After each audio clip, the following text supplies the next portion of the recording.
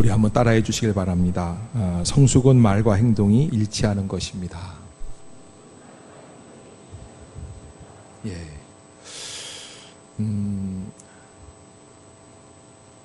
믿음의 성숙, 믿음의 성장. 우리가 보통 성숙하게 해주세요. 성장하게 해주세요. 그래서 이름도 성숙이라고 많이 짓죠. 성숙한 사람. 믿음이라는 게 이 성숙이라는 뭘까? 이게 오늘 주제예요. 믿음이 깊이 성장하는 것은 뭘까? 어떤 게 우리가 믿음이 참 깊은 믿음이다 라고 말할 수 있을까? 저는 믿음의 성장은 한마디로 이야기할 때 우리가 믿고 고백하는 그 고백과 우리의 삶이 어떻게 해야 될까요? 일치하는 거예요. 할렐루야. 할렐루야. 참 너무 유감스러웠던 일 중에 한 가지가 요즘 최근에 갑질한다 뭐 이래가지고 이제 있는 분들 또 가맹점 프랜차이즈 이거 본사 갑질 이런 게 많이 나와요. 그런데 편의점 점주 갑질만 문제가 아니라 사실은 이제 이 군대에서 총사령관인데 그분이 이제 공관에 있는 그 까마득한 직원에게 갑질을 했다. 이게 참 유감스럽죠. 우리나라의 최고의 지도자 중에 한 분인데 어떻게 그런 일이 있을 수 있을까? 근데 여러분 사실 저도 군 생활을 해봤지만 군대에 가면은 총을 들고 훈련을 받는 훈련병만 있는 게 아니라 테니스병도 있고 또 저기 식당에서 일하는 그 식당병이 있지 않습니까? 그런데 이제 그게 달라요. 장교 식당하고 사병 식당하고. 심지어 이발병도 사병 이발병하고 장교 이발병하고 달라요. 이게 달라요. 다 달라요. 이게 저 이 훈련 받을 때 저는 이제 포대 방위인데 포병이었어요.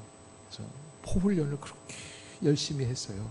그 포 쏘는 게 뭐라고 그냥 4.2인치 박격포인데 그렇게 열심히 훈련을 해가지고 차력포 전방에 차력포 하면은 그냥 포판을 갖다 놓고 포열을 갖다 끼워 놓고 암만 얘기를 해도 여러분 뭔 소리인지 아마 현역으로 갔다 오신 분들도 포탄도 한 번도 안 만져보신 분들도 계실 거예요. 근데 그렇게 훈련을 했어요. 그런데 그 중에 테니스 선수가 있었어요. 얘는 뭐 했겠어요? 사단장? 테니스 파트너 해주는 거예요. 그러니까 우리가 볼 때는 그 사람은 꽃이에요. 우리는 화초도 안 되고, 뭐 그래요. 그런데 화초가 아니라 화초가 꽃이죠. 채소도 안 되고. 그렇게 그저 1시간 테니스 쳐주고는 그늘 아래서 그냥 쉬고 있는 거 보면은 저게 무슨 배짱이도 아니고 저 사람 팔자가 어떻게 저러냐. 근데 이제 BOQ라고 이 간부들이 머무는 자리가 있어요. 공관, 관사 뭐 이렇게 얘기를 하는데 거기에 불려가면 또 그것도 그렇습니다. 하루 종일 그 집 안에서 청소한답시고 그냥 쉬고 있는 거예요. 근데 이번에 보니까 굉장히 시달림을 많이 받았다 그러는데 실제 유격을 좀 시켜봐야 된다니까요. 그런데 저는 그 별 4개 다신 그 대장편에서 말을 하려는 게 아니라 사실 어찌됐든 간에 그분이 그렇게 잘못이 드러났어요. 근데 더 유감스러운 거는 그분이 예수님을 믿는 장군이었어요. 그게 굉장히 마음이 아픈 거예요. 그런데 여러분 세상에 많은 군인들이 다 착하고 공관에서 일하는 사병들한테도 안녕하십니까. 우리 공관을 위해서 수고 많으십니다. 제가 뭐 도와드리고 이렇게 하는 거 아니에요. 발에 떼꽃만치도 안 여겨요. 본래 장교가 사병을 볼 때 그렇게 봐요. 그래서 인간이 되려면 그래서 저는요 장교가 될 케이스도 있었는데 일부러 사병 그것도 방위병으로 가봤어요. 내 생애에 한번 이런 거를 겪어볼 때가 이 기회밖에는 1년 반 착실하게 아주 모멸감을 잘 감당하고 나온 거예요. 그거 한번 해봐야지 돼요. 장교로만 쭉 생활하시고 또 직장에서도 간부로만 지내신 분들은 정말 저 밑바닥에 있는 사람들의 마음이 어떤지를 모른다고요. 저도 군 생활하면서 짧은 기간이었지만은 여름에 비 오는 날 꽃밭에 비 오는 날이에요. 갑자기 소나기가 오늘처럼 막 내리는데 물 줘야 됩니까? 안 줘야 됩니까? 당연히 안 주는 게 제정신이지. 물 안 줬다고 연병장 25바퀴 돈 거 아세요? 참, 이 군인들 군인 정신이 제정신이 아니라고 그러는데 정말 이해가 안 가더라고요. 그런데 여러분, 우리가 믿음의 사람들은 세상 사람들보다 조금 달라야 합니다. 할렐루야. 할렐루야. 여러분 잊지 마세요. 우리는 좀 다르게 살아가야 합니다 하는 것을 꼭 기억하시길 바랍니다. 내가 이 회사의 사장인데, 내가 여기에 주역인데, 내가 뭔데 하고서는 생활을 하고 누리려고 하면 하나님의 뜻이 아닐 때가 있어요. 저는 이번에 그 들춰짐 그분, 그 별 4개 우리나라에서 대장 그분 하나인데, 그분은 보통 분이 아니다. 하나님이 특별히 사랑하는 분이다. 왜냐하면 하나님이 그 약간 부족한 부분을 채우시기 위해서 이거 들춰낸 일이다. 나는 그 생각이 들어요. 여러분, 소위 계급장을 달고 사관학교에서 인관해가지고선 시작해가지고 별 4개까지 보이지가 않습니다. 얼마나 숱한, 우리보다 믿음이 훨씬 좋은 분이고 인격적으로도 우리가 감히 가까이 갈 수 없을 만큼 깊은 분이에요. 우리가 함부로 군인이 돼가지고 별 4개 달아가지고 그따위로 해서 그렇게 함부로 욕할 수 있는 분이 아니에요. 여러분, 그거를 아셔야지 돼요. 그런데 그럼에도 불구하고 그분의 실책이 드러났다. 하나님이 그에게 요구하시는 거예요. 너 그것마저도 좀 고쳐봐라. 아니, 남들은 다 그렇게 사는데 왜 저한테 그러십니까? 그게 하나님의 뜻이에요. 아마 그분은 지금 인생에 겪을 수 없는 고난의 터널을 걸어가고 있을 거예요. 그래서 저도 그분을 위해서 좀 기도해야겠다 하는 마음이 들어요. 왜? 예수 믿는 분이거든요. 십자가의 은혜가 있을 거예요. 그러니까 분명히 뭔가 있는데 순간적으로 사람이 실수하려면 그렇게 실수하고, 또 여자분들도 좀 제발 부탁인데, 남자가 별이 4개면 여자는 5개야. 무슨 지가 장수 돌침대라고 별 5개를 붙였다고 생각을 하고, 그렇게 행동을 합니까? 제가 연예인 교회에 있을 때도 86년, 88년, 89년도까지 있었는데 세상에 탑스타들이 와요. 탑스타들이 지금은 다 한물간 그런 스타들인데 그때는 탑스타였어요. 그런 사람들이 쫙 오면은 다들 환영해주고, 나는 근데 좀 모르죠. 저는 그런데 좀 둔감합니다. 그래서 가만히 있으면 콕 찔르면서 옆에서 같이 있던 동료 전도사가 몰라? 아무개잖아 이렇게 알려주는 거예요. 그런데 몰라보겠어요. 왜 몰라보냐면 여자들 참 대단합니다. 화장 지우면 몰라요. 전혀 다른 얼굴이 되고, 또 두 번째 모르는 이유가 겸손해요. 탑스타들은 절대 티를 안 냅니다. 탑스타, 그 다음에 탑 앵커들이 있었어요. KBS 9시 뉴스 인도하는 자매도 교회에 나오고 있었는데 절대 와서, 제가 근데 저를 모르고 2층 문을 두드리는 거예요. 예배 시작하면은 딱 닫거든요. 다 닫아요. 아무도 못 들어오는 거예요. 그래서 내가 문을 열어봤어요. 그랬더니 한 자매가 예쁘장하게 생겼는데 저 좀 들어가게 해주세요. 안 돼요. 나중에 알게 됐는데 누가 2부 예배 때 2층 문 안 열어줬냐고 제가 그랬습니다. 그분이 누군 줄 아냐? 9시 뉴스 앵커라는. 내가 그 사람이 맞박에 써붙였으면 내가 어떻게 합니까? 그 화장 지우면 모르겠더라. 근데 내가 안 돼요. 그러면 알겠어요. 그리고 가서 TV로 보는 데 가서 보는 거예요. 순종해요. 얼마나 착한지. 그러니까 탑스타들은 절대 자기의 삶에 금이 안 가게끔 얼마나 절제하는지 몰라요. 근데 아따, 저는 저 사람은 진짜 유명한 배우인가 봐. 그리고 내가 물어보면 아니야, 그 사람은 배우가 아니야. 부조명 감독 부인이야. 조명 감독, FD급에도 안 되는, 그 부조명 감독. 그러니까 말을 막 바꾸면, 요즘 말로 말하면 조명 시다바리야.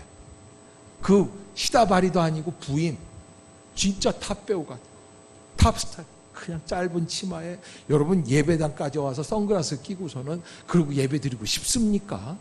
조명이 그래서 그런지 아이고.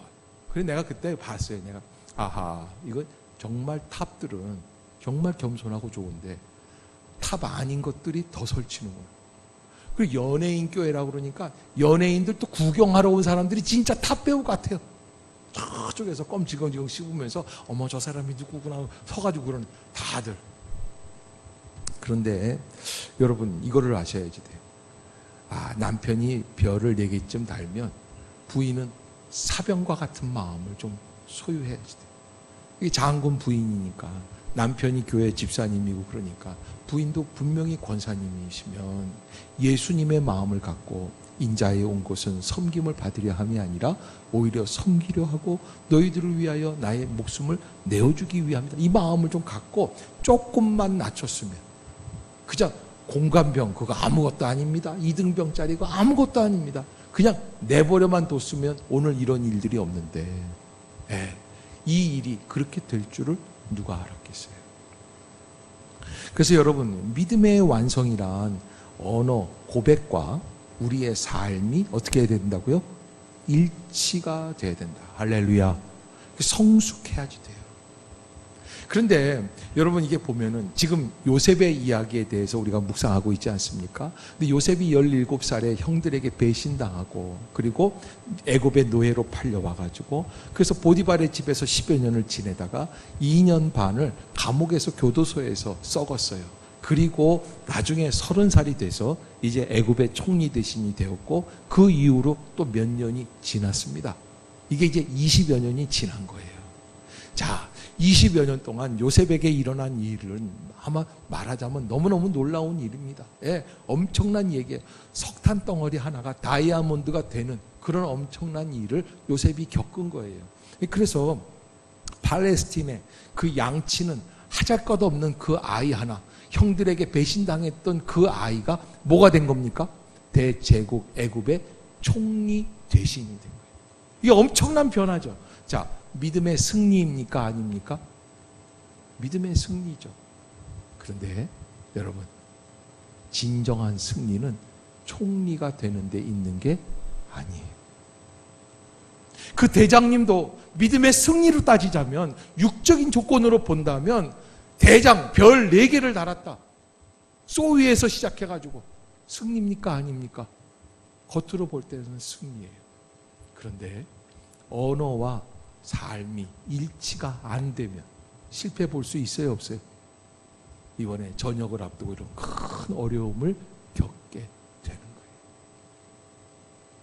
그래서 요셉의 일생도 마찬가지입니다. 하나님께서 그를 애굽의 총리 대신으로 세워주셨는데 놀라운 거는 요셉이 총리 대신이 된 건 한 번 이례적으로 바로 왕이 기분이 좋아서 꿈 한 번 해석을 잘해서 그래 한번 해라 이게 의미가 있는 게 아니라 요셉은 그 난국을 풀고 나갈 수 있는 지혜, 유지할 수 있는 지능을 가졌다는 거예요.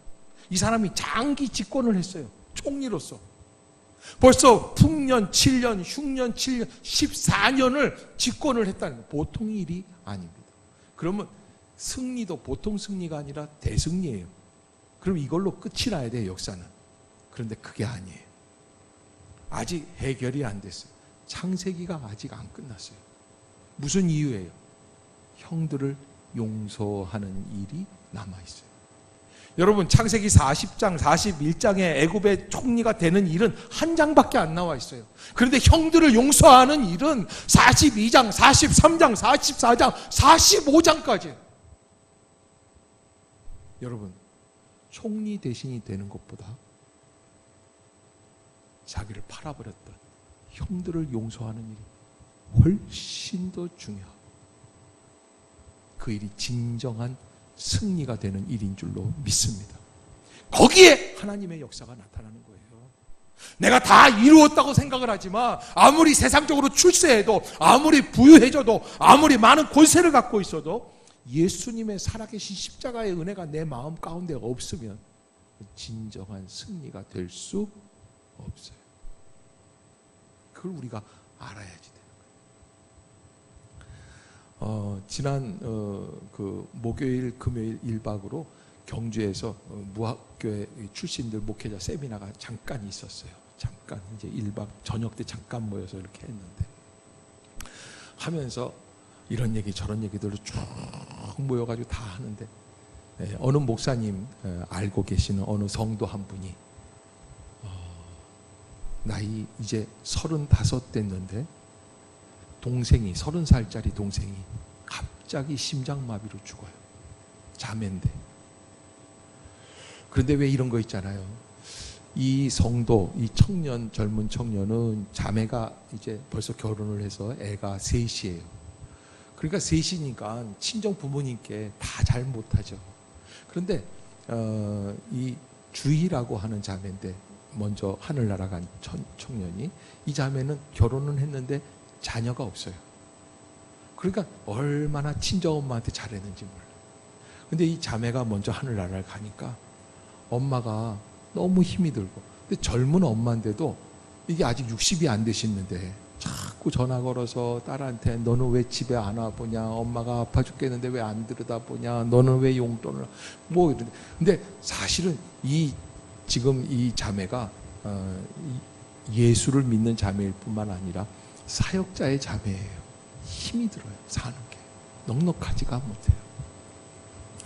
너무너무 답답하고 엄마가 자기를 이해 못하는 게 답답하기도 하고 억울하기도 하고, 그래서 며칠을 기도하는 중에 세상에 하나님이 그에게 성령을 주시면서 이번 기회에 방언을 주셨어요. 그래서 방언으로 막 기도를 하기 시작을 하는 거예요. 그래서 막 기도하는데, 그런데 이 방언이 따따 뚜뚜 룰루 랄라 이런 방언이 아니라 뭔가 의미가 있는 방언인 것 같아요. 그래서 이걸 보니까 약간 불란서 같더래요. 그래서 여러분, 세상에 그 불엇과 다른 전공한 자매한테 같이 기도를 하면서 내가 이런 단어들이 계속 나온다. 그래서 얘기를 했더니 이 자매, 불엇과 다니는 자매가 그 기도를 들어보더니 깜짝 놀라는데, 당신이 지금 4가지 단어를 반복해서 기도하고 있습니다. 하나는 십자가라는 단어입니다. 불어로. 또 하나는 믿음이라는 단어입니다. 또 하나는 영광이라는 단어입니다. 또 하나는 왜냐하면이라는 단어입니다.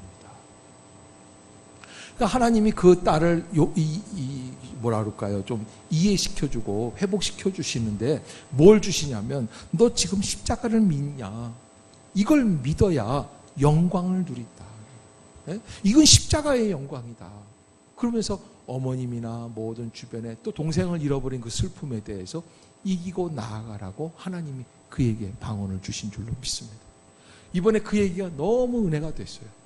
그리고 더 감사한 거는 그가 모르고 기도한 방언인데 나중에 알고 보니까, 근데 이 방언 불란서 말이 요즘 쓰는 현대 불란서 말이 아니라 옛날 고대 불란서, 뭐 우리나라 같으면 훈민정음에 나오는 뭐 균기계 달아 나란 말씀이 뭐 이런 거 있지 않습니까? 좀 몰라도 아는 체를 해보세요.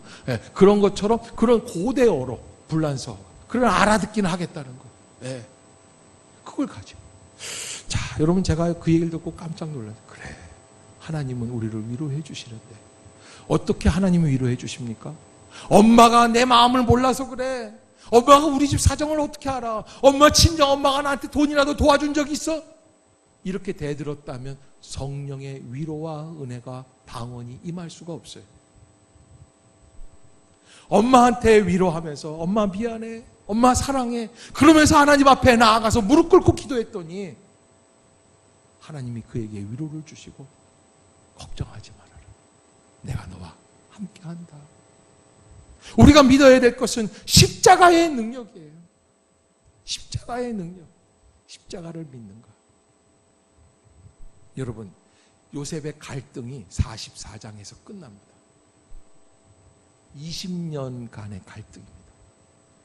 이 청년, 17살 때 형들에게 버림받았던 아이의 갈등.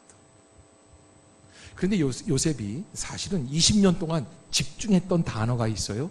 제가 지난주에도 말씀드렸죠. 하나님이에요. 그래서 바로 앞에 나갔을 때 뭐라고 얘기를 해요? 하나님께서 당신에게 선한 것으로 해석해 주실 것입니다. 할렐루야. 하나님을 얘기해요. 하나님 앞에서 내가 감히 어찌 거짓을 말할 수 있겠습니까? 여러분 생각해 보세요. 그 하나님이 어떤 하나님이에요? 17살 때 자기 배신당하게 하신 하나님.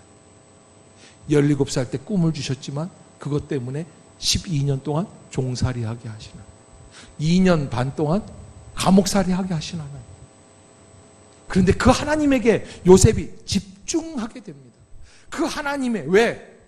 아무리 생각해봐도 자기가 지금 노예로 팔려왔다가 감옥살이 하다가 지금 다시 하나님 바로 앞에 서게 된 것은 누구의 섭리? 하나님의 섭리라고 밖에는 말할 수가 없기 때문이에요. 할렐루야. 그래서 하나님께 집중하는 거예요. 그런데 그렇게 해서 총리가 되고 또 아까도 말씀드린 것처럼 그렇게 14년을 통치를 하면서 애굽에서 쭉 이 총리로서 감당해 나가는 거예요. 그런데 요셉이 그런 마음은 품었지만 그런데 형들을 정작 맞닥뜨렸을 때 그 흉년, 7년 흉년이 시작이 되고 얼마 안 있어서 자기 공간에 곡식을 꿇어온 사람들 중에 한 사람들을 보니까 누구예요? 20년 전에 자기를 팔아먹었던 노예들, 이 형들이에요. 그 형들이 성격이 보통이 아니에요. 시므온, 레위 이런 형들은요 아버지도 제껴놓은 사람들이에요. 여러분 제가요 신앙생활하면서 저는 목사지만 제일 이해할 수 없는 게 예수님이 사흘 만에 부활하셨다는 게 아니에요. 저는 그건 너무나 잘 믿어요. 그런데 예수님이 부활하신 다음에 왜 처음 만난 사람이 누굽니까? 막달라 마리아. 그럼 두 번째 만난 사람이 누굽니까? 시몬 베드로예요. 그러면 세 번째 누구에게? 제자들에게 나타나셨어요. 그 다음에 누구에게? 그 다음에 의심 많은 도마에게 나타나셨어요. 그리고 500여 형제에게 나타나셨어요. 그리고 하늘로 올라가셨어요. 나는 안 그래. 나는 부활하자마자 그날로 아침으로 빌라도부터 찾아가요. 너무 빌빌거리는 빌라도, 너 한번 일어나봐. 너 가서 대제사장 가야바 잡아와. 두 놈 데리고 가가지고 옥상에 가가지고 물구나무 서게 하고 얼차례 주고 말이죠. 이놈의 자식들이 그냥 부활이라는 게 어떤 건 줄 알아. 그냥 나를 감히 무시하고 나 얼굴에 침을 뱉고 나를 모욕하고 나를 때렸어. 내가 한번 홍구멍을 냈을 것 같아요. 저는 그런 사람입니다. 근데 예수님은 그러지를 않으신 거예요. 막달라 마리아를 만나주시고 그쪽에 있는 사람들을 안 만나주시고 이쪽에 있는 사람들을 만나주세요. 여러분 그 사실을 분명히 아셔야 됩니다. 예수님은 부활하셔서 원수 갚을 사람들에게 나타나 주신 게 아닙니다. 묵묵히 주님께서 허락해 주시는 믿음의 길을 걸어가실 뿐이에요. 할렐루야. 그게 부활하신 주님이 하시는 일이에요. 왜? 하나님의 섭리, 아버지의 섭리를 알기 때문에. 근데 여러분 요셉도 마찬가지입니다. 이제 요셉이 하나님의 섭리라고 이해는 해요. 그런데 마지막 관문이 하나 있어요. 요셉에게 납득시킬 수 있는 한 사람이 필요해요. 요셉이 무슨 생각을 하냐면 이런 생각을 하는 중이에요. 지금 44장에서. 그래 맞아. 하나님의 역사가 아니면 하나님의 섭리가 아니면 저 팔레스틴의 가난한 집안에 양치던 내가 이 애굽의 총리가 될 수가 없어. 흉년, 7년 풍년, 7년 흉년의 이 모든 비밀을 알고 미리 준비할 수가 없어. 하나님이 하신 거야. 그런데 그때 형들이 하나님이 하셨기 때문에 나에게 본래 그런 사람들은 아닌데 나를 잠시 미워하게 하셔서 나를 팔아내게 하신 거야. 요거를 풀어줘. 요게 문제예요. 그래서 12 형제들을 다 모이게 하고 쌀 꿇어온 사람들 그 다음에 다시 갔던 그래서 2차 애굽 방문이에요. 그래서 자기 형제 동생 베냐민을 데리고 베냐민을 보고 같이 기뻐하고 다 식사도 모른 척하고 식사도 대접을 해주고 자, 그렇게 한 다음에 베냐민 자루에다가 자기가 아끼는 보물 은잔 하나를 싹 집어넣습니다. 그리고 돌아가는 발걸음을 추격을 해서 추격대를 보내서 베냐민 자루를 착 푸니까 거기에서 뭐가 나와요? 이 요셉이 쓰는 은장이 촥 나와요. 현행범으로 그 자리에서 체포가 돼서 데려온 거예요.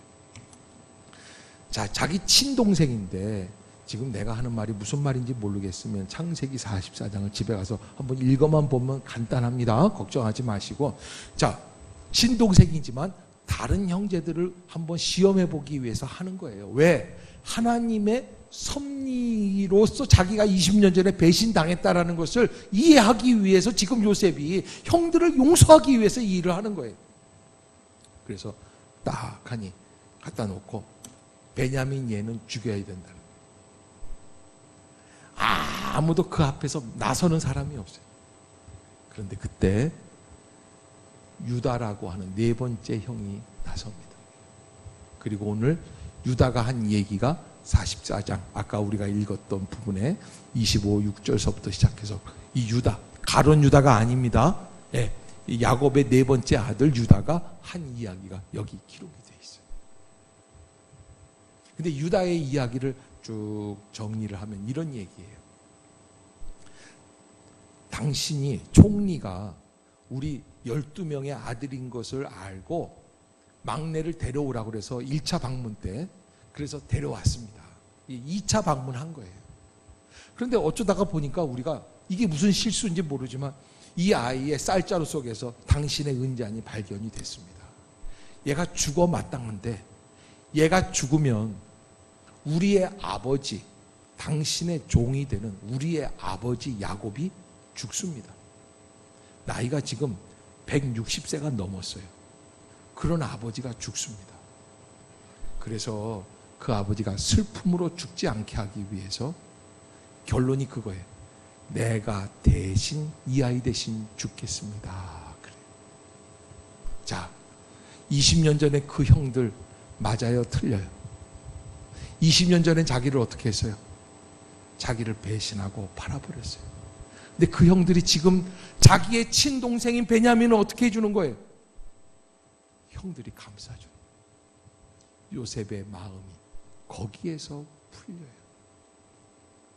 여러분, 이 요셉의 마음을 풀어준 이 유다라는 이 사람, 대단한 사람이에요. 이 사람이 뭐가 대단하냐면 이 사람이요 별로 한 게 없어요. 딱 2번 요셉을 죽이려고 할 때 죽여서 뭐 하냐? 20년 전에 이 아이를 노예로 팔아버리자. 그 얘기한 거고, 또 하나는 지금 이 44장에서 베냐민 대신 내가 대신 죽겠습니다 한 거예요. 이거 한 거밖에는 없어요. 그런데 하나님이 유다에게 무슨 축복을 주셨느냐? 여러분, 이 말이 야곱 집안 전체를 살리게 된 줄로 믿습니다.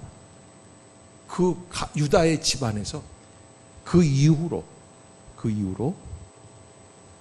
유다 지파에 다윗 임금이 나오게 해주신 줄로 믿습니다. 그리고 그 이후로 1000년 뒤에는 누가 나옵니까?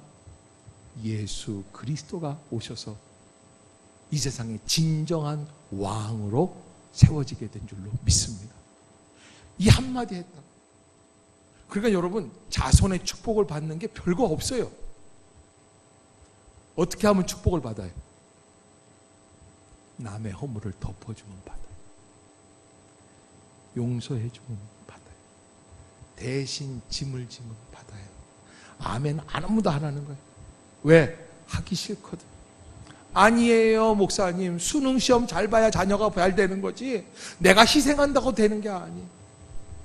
내 친구 목사님, 아들만 5인 집안에 지금 난리가 났어.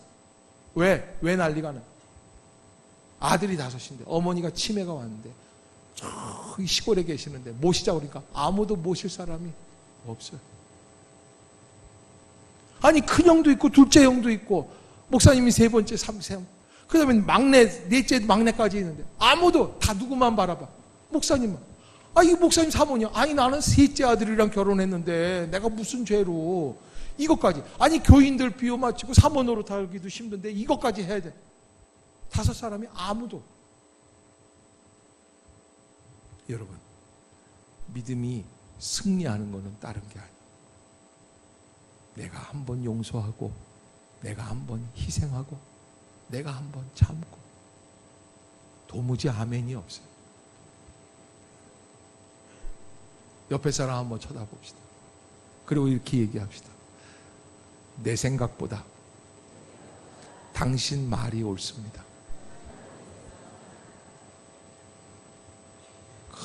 그냥 방학인데 말이죠. 이 방학이 엄마들한테는 형벌이에요. 그런데 진짜 형벌은 뭐냐면 지난 주간에 학원들도 방학하는 게 형벌이더라고요. 24시간 같이 있는 거예요. 이야, 우리 집도요 대단하더라고요. 예. 꼬맹이들 둘이서요. 하여간 그게 어렵더라고요. 그 엄마들이 열받죠. 열받고 뭐라고 큰 소리 치고 그러면은 아빠들이요 참 여기 가지고서는 어디서 큰 소리야 여자가 말이지. 되겠어요 안 되겠어요? 따라해 봅시다. 열받았구나. 그렇게 생각하면 되는 거예요. 엄마가 저쪽에서 큰 소리 치고 있으면 당신 조용히 못해! 이러지 말고 아 저분이 열받았구나. 그럼 왜 열받았어요? 지금 덥구나. 애들이 방학이구나. 이러면 되는 거예요. 그러면 어떻게? 이 또한 지나가리. 그 한 사람만 참으면 그 집안이 평안한 거예요. 행복한 거예요. 애들 데리고 나가서 야 아빠가 아이스크림 살 때 한번 나가보자. 예수를 위하여 핍박을 참는 자는 복이 있다고 그랬는데 뭐 이렇게 하면 세상 살기가 얼마나 편합니까? 내가 좀 쉬려고 그랬는데 이렇게까지.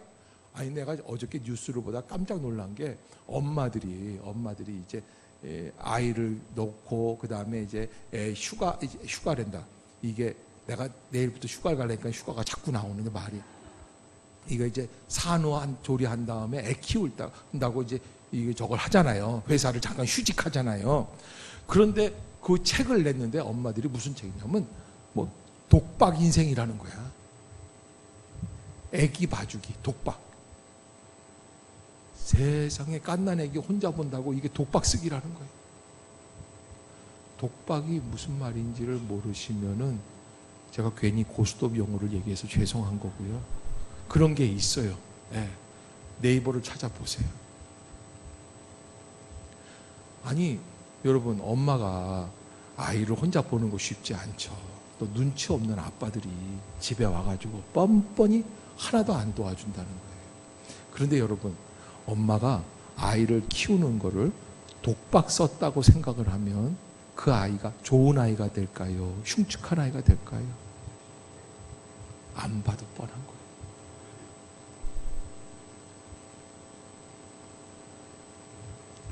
그 귀한 선물이에요. 여러분 눈, 코, 입, 귀, 손가락, 발가락 제대로만 달려도 엄청난 축복이에요. 아니 일그러진 아이가 나왔어도 그것도 하나님의 축복이에요. 그거를 알아야지 돼요. 그 엄마가 그걸 모르고 독박이라고 그러고 나 혼자 어떻게 이 아이를 키우냐고 그러고 남편이 갔다 와서 나를 안 도와준다고 그러고 물론 안 도와준 남편도 잘못이에요. 근데 그렇게 얘기하고 막 그렇게 하면 나중에 그게 쌓이면은 남편을 시달리게 할까요? 안 할까요? 44장을 읽으세요. 그런 마음이 들면 억울한 마음이 들면 내가 참으면 내가 이것만 참으면 내가 이해하기만 하면 내가 혼자 희생한다고 생각만 하면 가정이 살고 나라가 살고 민족이 사는 거예요. 억울한 것만 참으면 유다 한 사람이 참았던 하나님이 이스라엘 야곱 집안 전체를 살려주시고 그들을 통해서 하나님의 구원의 역사가 이루어지게 되는 줄로 믿습니다. 여러분 그냥 혼자 해야 된다고 나는 왜 이래야 되냐 그러지 마세요. 뭐라고 저쪽에서 큰 소리로 떠들면 뭐라고 그랬다고요? 또 잊어먹었어요. 네. 열 받았구나. 그럼 왜 열 받아? 아직 날씨가 덥구나. 그러면 좀 선선해지면 나아지겠지. 그리고 하나님 앞에 주여, 여름 잠깐 저렇게 약간 맛이 간 거 감사합니다. 그리고 하나님 앞에 다시 감사하는, 그게 꾸나 겠지 감사. 따라해 봅시다. 꾸나 겠지 감사. 좀 제발 좀 따라해 보세요. 꾸나 겠지 감사. 네. 그냥 뭐 하면 어떻게 하란다고요? 열받았구나. 애가 빵점을 받아왔어. 뭐라 해야 돼? 뭘 나아지겠지. 날 닮아 그렇구나. 뭘 나아지겠지. 나아질 필요가 없어요. 안 나아지면 어떡할 거야? 그렇지 않아요? 에? 나아지겠지가 아니야. 날 닮았구나. 그 다음에 나도 사는데 얘도 살겠지. 아무튼 돌머리도 살려주시는 주님이 감사해요. 할렐루야. 여러분, 잊지 마세요. 뭘 자꾸 내 욕심대로 뭘 하려고 하지 마세요. 주시는 것 안에서 감사합시다. 그리고 화내지 말고 이 한 주간 더워요. 안 그래도 열받아요. 그 열받는다고 다 소리 지르면은요, 나중에는요 이런 사람들이 있어요. 별것도 아닌데 참 남자들이 이상해요. 잘 참다가 욱하니까 이래요. 칼 가져와. 식탁에다 딱 꽂더니 대단한 이혼해. 뭐 말로 이혼해 그러면 되지 왜 칼은 갖다고 해꽂습니까? 나는 참 이상해요. 여러분, 그렇게 됩니다. 그렇게 됩니다. 그러지 마시고 우리가 하나님 앞에서 오늘 창세기 44장에 유다 한 사람이 참았더니, 그가 한 사람이 희생했더니 선한 역사가 얼마나 많이를. 여러분, 유다가 참고 그 이후에 2000년 뒤에 십자가에서 온 인류의 죄를 위하여 참으신 한 분이 계십니다. 그분이 참아요. 자기에게 침 뱉고 자기에게 못을 받고 자기의 허리에 창을 찔르는 사람들을 향해서 오 아버지여, 저들의 죄를 용서하여 주옵소서. 저기들은 자기들의 하는 일을 알지 못하나이다. 그 용서 때문에 우리가 살게 된 줄로 믿습니다. 여러분, 선한 길로 나갑시다. 착한 길로 나갑시다. 그것이 믿음의 길인 줄로 믿습니다. 예수님 생각하면서 믿음의 주여 온전케 하시는 이인 예수를 바라볼 수 있는 그런 믿음의 한 주간 되시기를 주의 이름으로 축복합니다.